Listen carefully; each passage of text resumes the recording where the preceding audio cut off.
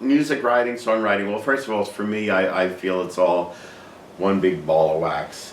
And I thank God that I was blessed with the talent to be able to do what I do. So I write lyrics, I write music, I arrange music, orchestrate it. To me, it's all the same thing.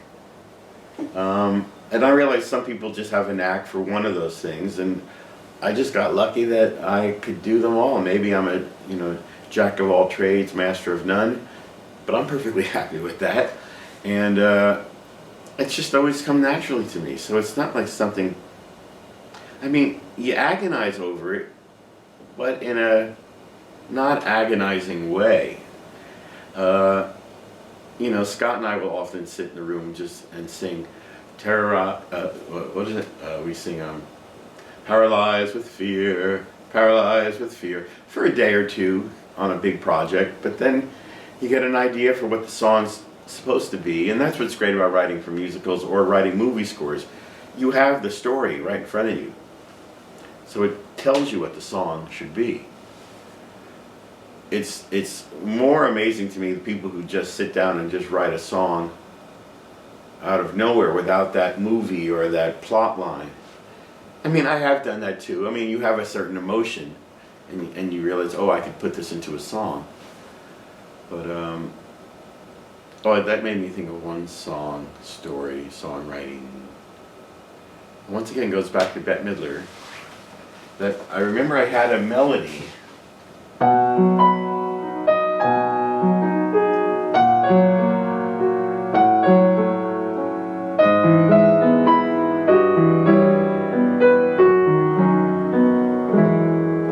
So on and so forth. That I had started playing. And then I went to work with Bette in LA for just like 3 weeks. But Scott and I were a couple at the time, and he was upset that I was away that long. And when I called him to say, Bette asked me to stay another 5 days, he was upset. I was like, don't be upset. But I could tell he thought like he was losing me to another, living somewhere else and doing something that he wasn't involved with. And so after I got off the phone with Scott, I was sitting at Bette's, and I don't know if I was playing the melody, I can't remember, just kind of mindlessly. And Bette came back downstairs and she said, Mark, you're drifting. And I was like, and I connected it to this conversation I just had with Scott, and I was like, boy, I can't remember what else song. I see your heart drifting. I'm really not so naive. You wear a smile, but it's drifting, while I wear my heart on my sleeve. I put myself in Scott's position. What was he thinking? So the melody, the conversation with Scott, me trying to think about how he was feeling, Bette saying the word drifting, whoop, the song plopped out of me. Which then Harry Connick Jr. ended up singing on the second album I co-produced with him, We Are in Love, which was fantastic to write a song that, I don't know that I ever played it for anybody. And then Harry was over the house and we were talking about great waltzes like Moon River. I think that's what we were thinking about him singing it, I guess. And we talked about, man, they sure don't write songs in 3/4 anymore. I said, I once wrote a song in 3/4, and I played him drifting. He was like, man, I gotta sing that song. So it is on that record. So that's a moment of how that song was born. That was not from a plot of an existing story or play or movie, but an emotion and all these different things all converged in that one moment to give birth to the song.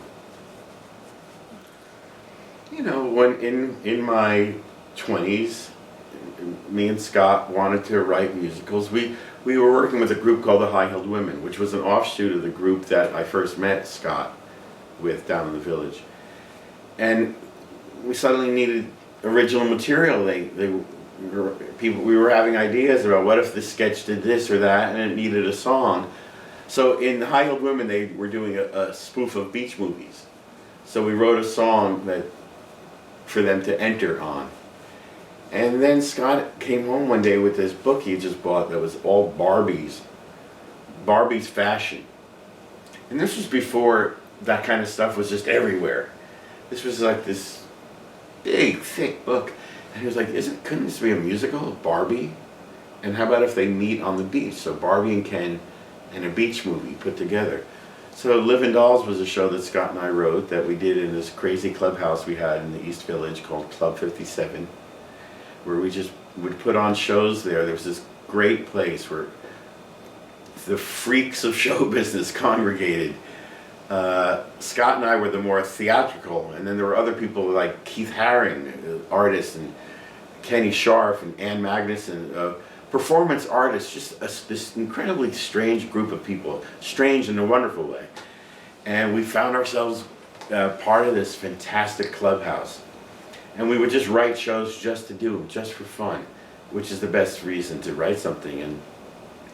And so nothing ever really took off, but I started writing enough shows, not only with Scott, but with other collaborators, where I had enough where other places I did it first, but then at the bottom line where we met, even at 24 or 25, I jokingly called the show Marc Shaiman the first 50 years, because it almost seemed like I already had been in show business for 50 years, and I had songs from 4 or 5 musicals that I just, in those shows at the bottom line, just did the best songs from those shows. So within that evening, you thought, oh my God, like, those are all good. But none of those shows took off. And after doing that show at the bottom line, I ended up, through Bette Midler, getting the chance to do something on a movie. And that led me to asking if I could audition to score the movie. And amazingly, they let me audition, and I got the job. And that led me to California and a full decade of scoring one movie after another. And I'd never scored anything like that. I didn't know how you work with click tracks and streamers. They just sent me a few scenes, and I just played and watched, and I just knew if Lily Tomlin, when she touched the desk, I needed to be on a downbeat G chord because of what I was going to... I just had my little marks within the scene that I knew I got to be there at that. And I've recorded that music with a bass player and a drummer. God bless them, because it was impossible to follow, but they followed me, and I got the job. And so then I was suddenly scoring movies. This huge part of composing that I never had any experience with, and it was just falling in my lap. I did When Harry Met Sally and Beaches with Billy Crystal and then Bette Midler. So on those 2 movies I got to learn how music is placed into a movie. I kind of learned the nuts and bolts of it. And then suddenly Rob Reiner then asked me to score Misery, a psychological terror movie, which was nothing about my personality. Well, maybe so. Would make one think of psychological horror. But he trusted. He just said to my agent, who I just gotten, he said, talent is talent, and I think he can do it. And then I just suddenly was working on one movie after another, and really learned by the seat of my pants how to write for an orchestra, how to write thematic moving music, textural music. I just, there's a thing called the temp score in movies as they're editing it. And although I learned that the temp score becomes the bane of the existence of the composer, because the director and everyone gets so used to the temp score that no matter what you write, they're like, I wish I could you.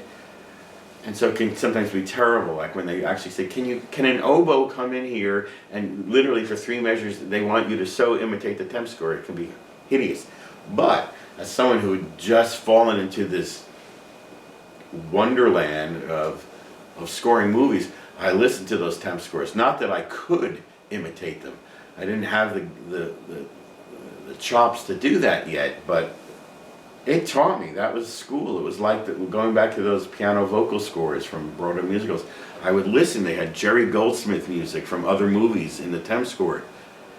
And I would just listen to those different textures and how the strings can be doing something up here, and then other instruments are doing a line down here that almost seems like it wouldn't work with that, but it does. And so I just opened myself up to, all right, well, let me try my hand at doing this. And by the skin of my teeth, the seat of my pants, I just kept doing it. And I kept getting other jobs and got to figure it out and got better at it and got worse at it, depending on how you look at it. But I just worked endlessly for 10 years until finally, just when I was in a rut, I got the phone call from a woman named Margot Lyon, who had gotten the rights to John Waters' movie Hairspray. And I had just done the movie South Park, Bigger, Longer, and Uncut, which was a musical. And so I had co-written this with Trey Parker, the songs, and so I was once again on the minds of people in the New York theater community. And so Margot, people kept saying, oh, get Marc Shaiman, he's perfect for that. So thank God she called and she said, who would you want to write lyrics? So I said, me and Scott. I would only want to do it if it was me and Scott, because Scott had moved to LA with me and had for almost 10 years had no resource or outlet for creativity. And we hadn't had a chance to write anything, so that was not good for us. And I knew this was really good for our marriage. We weren't married, we weren't allowed to marry at that time, but I knew there was no way I was going to take on the writing of a musical that wasn't me and Scott writing the lyrics as well. And she said, well, I don't know you guys' lyrics, and even though I had co-written the lyrics to South Park, Bigger, Longer, Uncut, and many things, but so she said, would you write some songs on spec, just for me to be sure? And the songs that we wrote are now like the tent poles of Hairspray. Good Morning Baltimore, Welcome to the 60s, Big, Blonde, and Beautiful, and I Know Where I've Been. They are like the songs that really, the whole structure of the show are based on those 4 songs. So suddenly we were the engine of Hairspray, and then that was a complete dream come true, to finally have a big, joyous Broadway musical, big hit, a show that was something I could point to and say, that is me. If you like Hairspray, then you like the best part of me is Hairspray. The way it sounds and the way it feels, the way what it wants to say, that's the best part of me. And so it's a lovely thing when people embrace it and you feel like, I mean, I felt contentment for probably the first time in my life, like a true, rich contentment. I see your heart drifting, drifting. I'm really not so naive. You wear a smile, but it's drifting, drifting, while I wear my heart